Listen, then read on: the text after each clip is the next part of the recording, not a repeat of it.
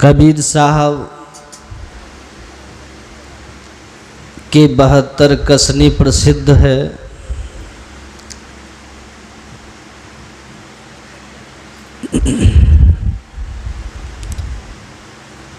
मीराबाई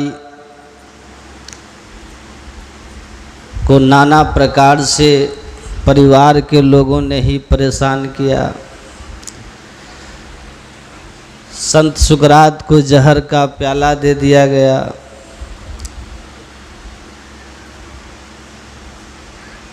हजरत मोहम्मद साहब को मक्का छोड़ करके मदीना जाना पड़ा।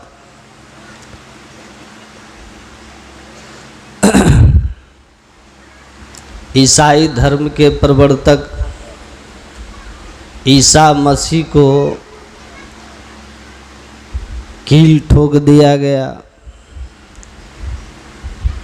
बुद्ध से लेके महावीर और परमाराध्य सद्गुरु महर्षि में ही परमहंस जी महाराज सबके साथ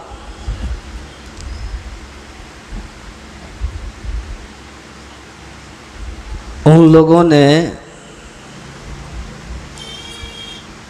बुरा व्यवहार किया, जान से मार तक दिया या जान मारने का प्रयास किया। जो सत्य धर्म के विरोधी रहे। आप लोग सुन रहे हैं ना? आवाज़ बात समझ में आ रही है? हैं? वोट मांगने थोड़ी ना है आप लोगों से कि चिल्ला चिल्ला करके बोलना है। वो तो नेता लोग जीवन भर कुछ करते नहीं हैं, इसलिए चिल्ला चिल्ला कर बोलते हैं ताकि आप उनकी बात सुनो, क्योंकि उनको कोई सुनना चाहता नहीं। उनको झूठ बोलना है, उनको ठगना है, तो उनकी बातों को उनको जोर जोर से बोलना पड़ता है, क्योंकि लोग सुनना नहीं चाहते तो वो ज़बरदस्ती सुनाते हैं। यहाँ तो लोग सब सुनने आए हैं और उस ज्ञान को सुनने आए हैं जो ज्ञान आपके कल्याण का है। और ऐसे भी कोई शर्त मेरी नहीं है कि हमको चुनाव आप जिता दीजिएगा तो हम आपके लिए ऐसा वैसा कुछ करेंगे। ये तो नगद सौदा है। आपने अभी सुना है, मज्जन फल देखिए तत्काला, आ काक होई पिक बकौ मराला। यह तो बिल्कुल नगद सौदा, तत्काल फल देगा। इसका तत्काल फल दे सद्य फल प्रकट प्रभाव, तत्काल फल देता है। और इसके एक नहीं हजारों लाखों उदाहरण हैं।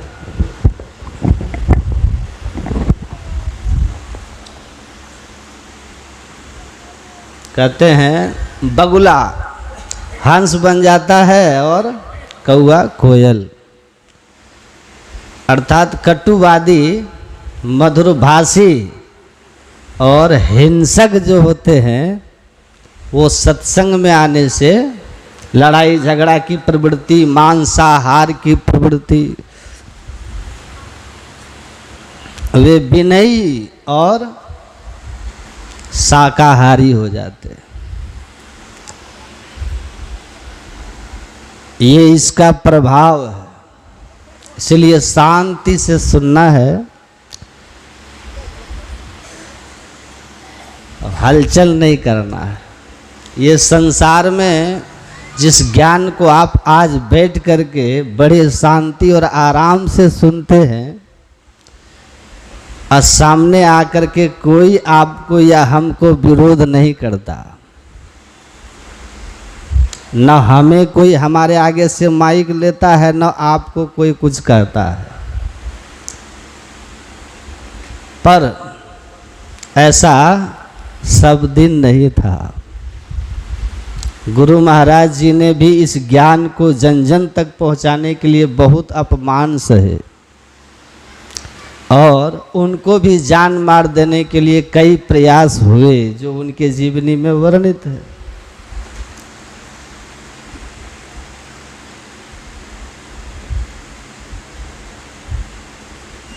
इसीलिए कि संत ऐसा क्यों किए, जिनका अपना कल्याण हो गया, जिन्होंने जन्म मरण के चक्र को समाप्त कर लिया, जिन्होंने मुक्ति पा ली, जिनको अब जन्म लेने का कोई कारण नहीं था, जिनका संसार के प्रति अब कोई कर्म शेष नहीं था, उन लोगों ने इतना कष्ट उठाकर संसार को सद्ज्ञान दिया, सदुपदेश दिया, जिंदा जल गए। पलटू साहब ने बड़ी सुंदर बात कही, लोगों ने जला दिया उनको जिंदा, लेकिन आप किसी आदमी को जला सकते हैं, विचार को नहीं जला सकते। विचार मरता नहीं है। ईसा मसीह को क्रूस पे लटका दिया गया, पर आज आधी दुनिया ईसाई है जो उन्हीं के विचारों को पकड़ लिया है।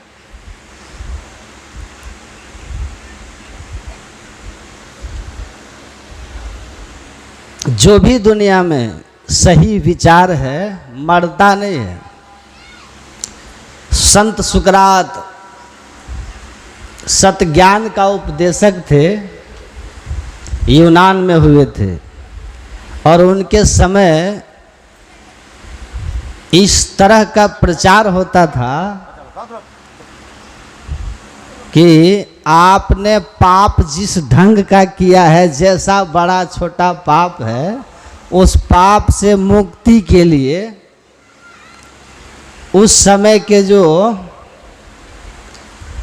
उस धर्म, यहूदी धर्म में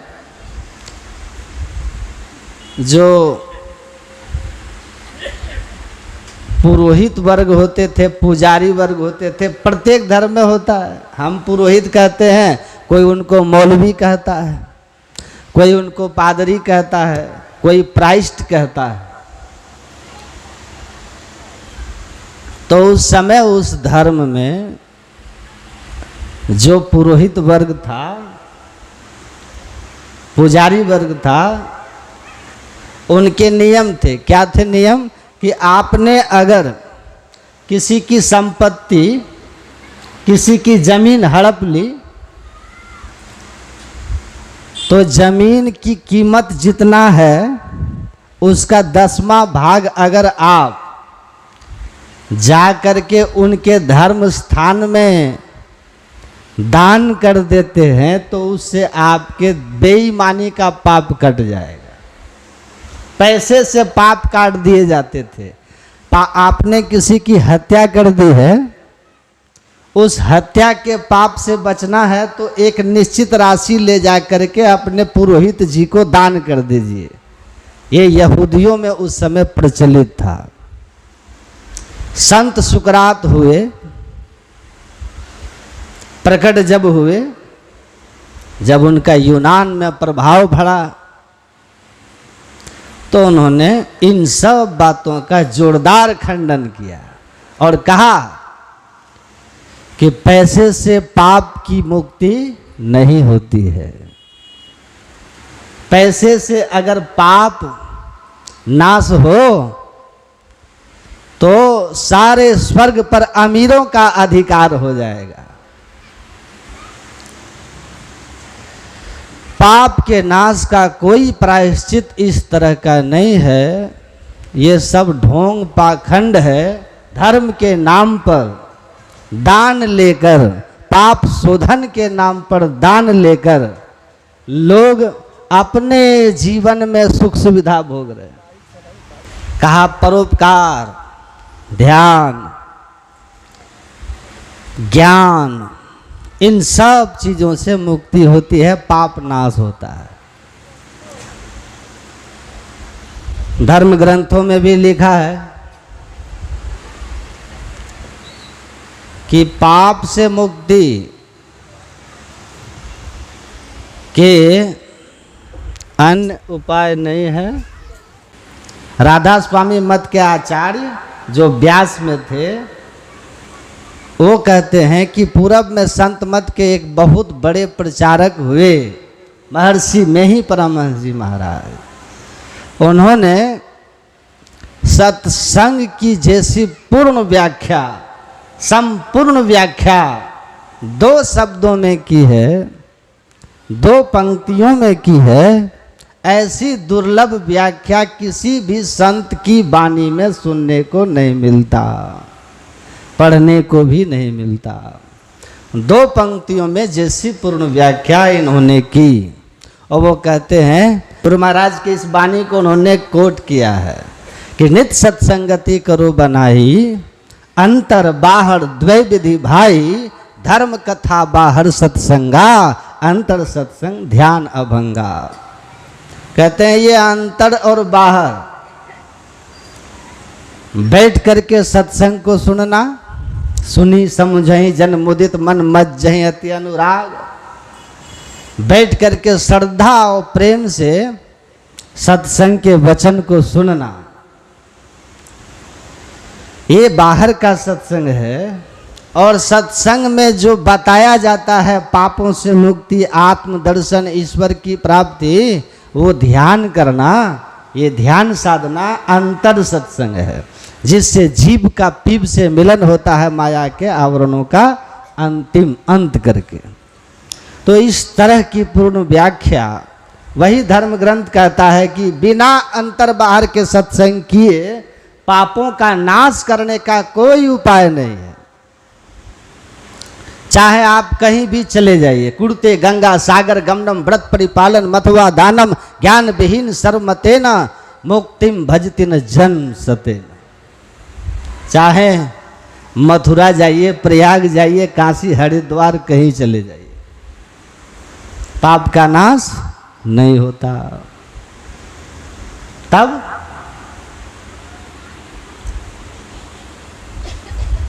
तो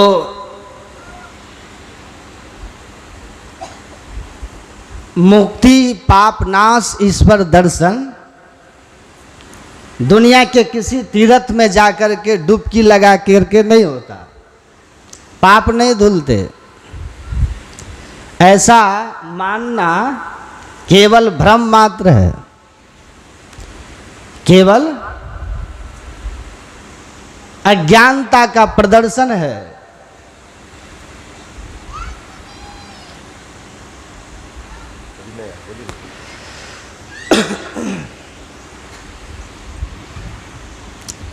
तो संत सुकरात भी इन बातों को कहते थे।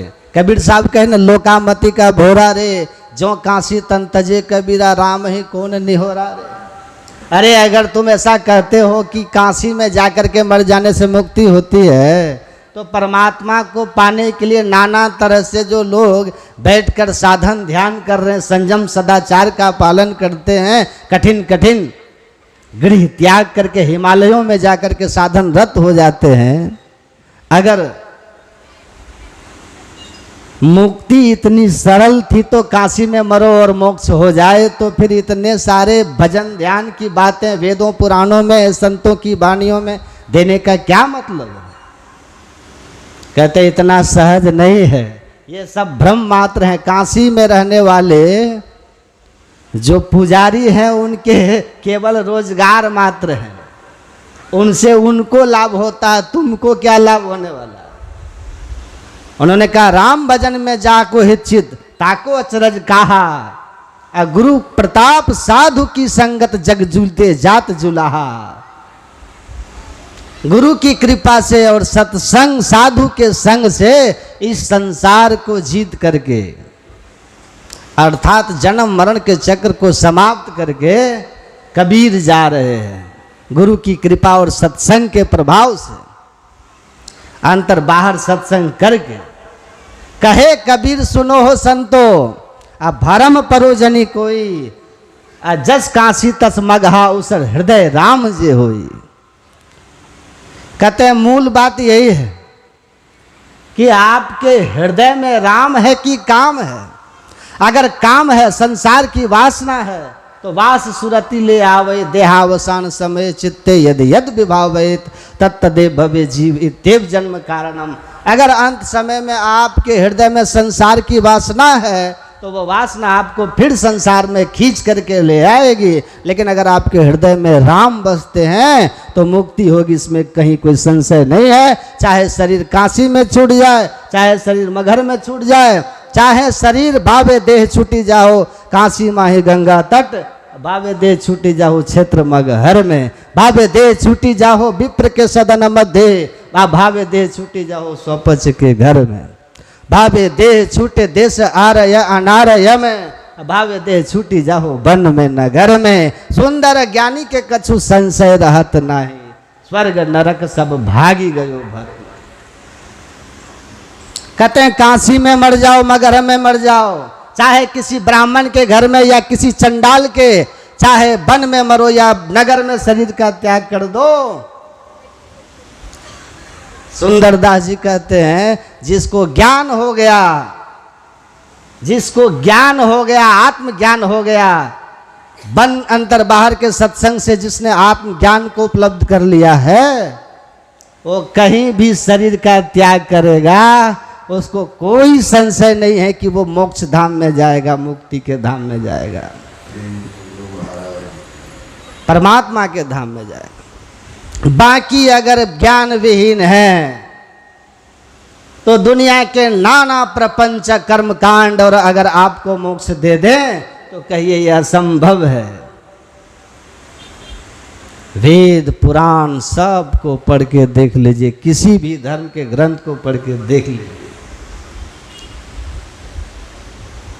तो ये सत्संग सुकरात इसी तरह का प्रचार करते थे कि आत्मज्ञान ही मोक्ष का एकमात्र साधन है, पाप नाश का साधन है, और आत्मज्ञान की प्राप्ति ध्यान से होती है, माइक आवरणों के पार करने से होता है। फल हुआ कि उनके खिलाफ लोगों ने शिकायत कर दी, कहा कि देखिए ये लोगों को धर्म विरोधी बना रहा है, धर्म विरोधी। गुरु महाराज जी कहे कि देखिए कितने दुर्भाग्य की बात है कि एक ईश्वर पर अचल विश्वास, पूर्ण भरोसा और उसकी प्राप्ति अपने अंदर में होगी, ऐसा भाव रखने वाला, ऐसा ज्ञान रखने वाले को आस्तिक माना जाता था, सच्चा ईश्वर भक्त माना जाता था, क्योंकि यही वेदों में ईश्वर की भक्ति है। लेकिन दुर्भाग्य ऐसा हुआ कि जो एक ईश्वर को मान करके उसकी प्राप्ति के लिए अंतर साधन कर रहा है और बहुदेव उपासी नहीं है, अनेक देवी देवताओं का पूजन नहीं करता है, लोग अनेक देवी देवताओं को पूजने वालों को वेद में नास्तिक की ही संज्ञा दी गई है, अर्ध नास्तिक है वो।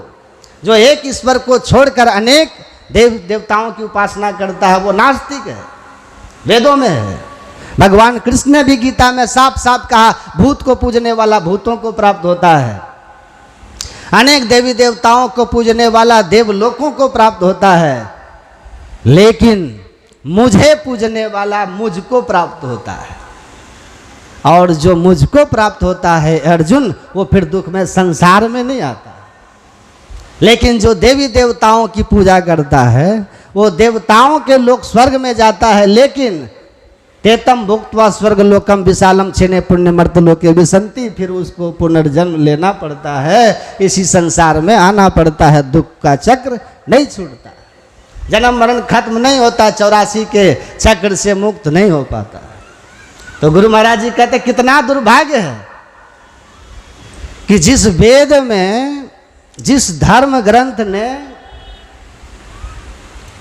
एक ईश्वर को मान करके उस ईश्वर पर विश्वास करके उसकी प्राप्ति अपने अंदर में होगी के लिए साधना कर आस्तिक और ईश्वर भक्ति कहा, और बहुदेव उपासियों को नास्तिक कहा, कालांतर में चल करके क्या हुआ कि जो अनेक देवी देवताओं को पूजने लगा, लोग कहते हैं कि ये सनातन धर्मी है, ये सनातन धर्म की उपासक हैं।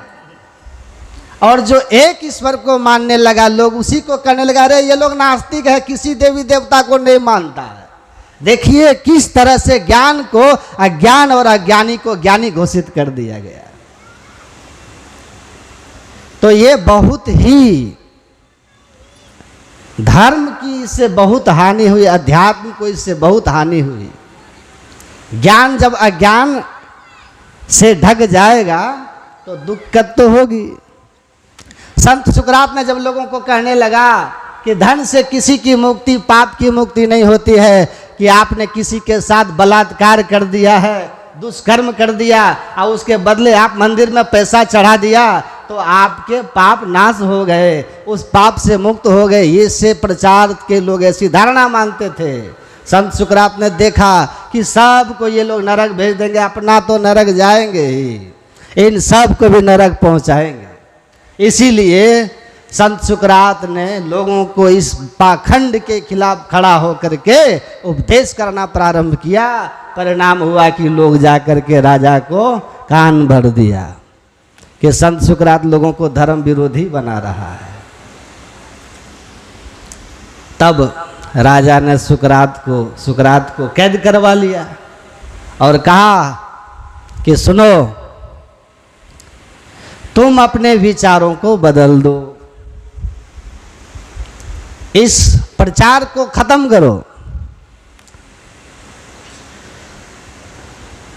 वहां बलि प्रथा भी चलती थी, अपने यहाँ भी चलता है ना, अभी दुर्गा पूजा आ रहा है ना, देवता की मिट्टी के देवता को लोग अभी होगा 9 दिन दुर्गा दुर्गा, अगले दिन से मुर्गा मुर्गा होगा ना। 9 दिन दुर्गा दुर्गा करेगा, अगले दिन से मुर्गा खोजेगा। 9 दिन एकदम दुर्गा माँ के बारे में ही बात करेंगे और 10वें दिन से कहाँ मुर्गा बढ़िया है वो खोजना शुरू करेंगे। ये पाखंड है। पर खैर इतना तो है कि 9 दिन बेचारे, 9 दिन कम से कम मुर्गा से तो बच जाते हैं, तो 9 दिन पाप से तो बचते हैं। इतना जरूर क्रेडिट मैं माता दुर्गा को देता हूँ कि 9 दिन वो रोज मुर्गा मारने वाले को भी पाप से बचाती हैं कम से कम। लेकिन 10वें दिन से जो मुर्गा मुर्गा करता है तो ये बहुत बहुत बुरी बात है। तो वो वहाँ भी बलि प्रथा थी, सब लोग ले आते थे। साल में एक दिन देवी के यहाँ प्रत्येक आदमी को अपने घर से कोई न कोई पशु लेके आना पड़ता था बलि के लिए। सुकरात भी आए, सब अपना पशु लाइन में लगा दिया, एक एक करके कट रहा है। संत सुकरात को कहा तुम्हारा पशु कहाँ है? तो मिट्टी का बना हुआ एक पशु, एक मिट्टी का बना हुआ भेड़ा लेकर आए सुकरात। कहा कि मेरा पशु यही है। कहा कि ये मिट्टी वाला। कहा कि जब देवता मिट्टी का है तो पशु असली क्यों चढ़ाएंगे भाई? पशु भी मिट्टी का चढ़ेगा। देवता मिट्टी का, पशु जिंदा जागृत। यही तो गोरखनाथ जी समझाते हैं, सजीव तोड़ीला और निर्जीव पूजीला, आ पाप के करनी आ कैसे दूतर तरीला। कहते हैं जीव को मार देते हो, निर्जीव पर चढ़ा देते हो पत्थर पाषाण पे। सजीव को मारे, निर्जीव पर चढ़ा दिया, पाप कर्म कर रहे हो। आ कहते हो कि नरक से हम मुक्त हो जाएंगे, ये तो घोर नरक में और चले जाओगे, घोर नरक में चले जाओगे। यूपम छित्वा पशुन हत्वा कृत्वा रुधिर कर्दमम यद्यम गम्यते स्वर्गे नरके केन गम्यते। कहते अरे निरीह पशुओं का खून बहा करके उसके मांस को प्रसाद करके खाकर खाने वाला ऐसा दुष्ट आत्मा, ऐसा निर्दयी व्यक्ति अगर स्वर्ग चला जाए तो फिर परमात्मा ने किस पाप के दंड स्वरूप नरक की व्यवस्था की है। अर्थात पशु हत्याकरण के कोई भी अगर ईश्वर या किसी भी नाम पर, यज्ञ के नाम पर देव पहाड़ व्याजेन यज्ञ व्याजेन वाथवा धनंती जंतु गृत गृणान घोराते यांत दुर्गतिम। कहते हैं यज्ञ के नाम पर या देवता के नाम पर जो पशु की हत्या करता है और प्रसाद के उसको खाता है वो घोर नरक में जाता है। ये वेद की वाणी है। तो सुकरात ऐसे ही खंडन करते थे, सत्य ज्ञान की बात कहते थे कि ये सब पाप के करने हैं, इसको धर्म मत मानो। अरे अहिंसा परमो धर्म, धर्म तो अहिंसा है। दूसरे जीव की रक्षा के लिए अपने आप को जो उत्सर्ग कर दिया वही धर्म के पथ को जाना है, वही धर्म के पथ का अनुयायी है। तो फल यही हुआ उनके साथ जो सबके साथ हुआ। उनको जहर का प्याला देने के लिए राजा ने कहा कि आप इस ज्ञान का प्रचार करना बंद कर दो और नहीं तो आपको जहर पी के मरना पड़ेगा। 7 दिन का समय दिया उनको। संत सुकरात ने कहा कि जो मैं आज कह रहा हूं वही 7वें दिन भी कहूंगा। कैद हो गए। संत सुकरात के कुछ मित्र लोग मिलने आए उनसे और आकर के उनसे कहा कि आपको क्या लेना देना है महाराज,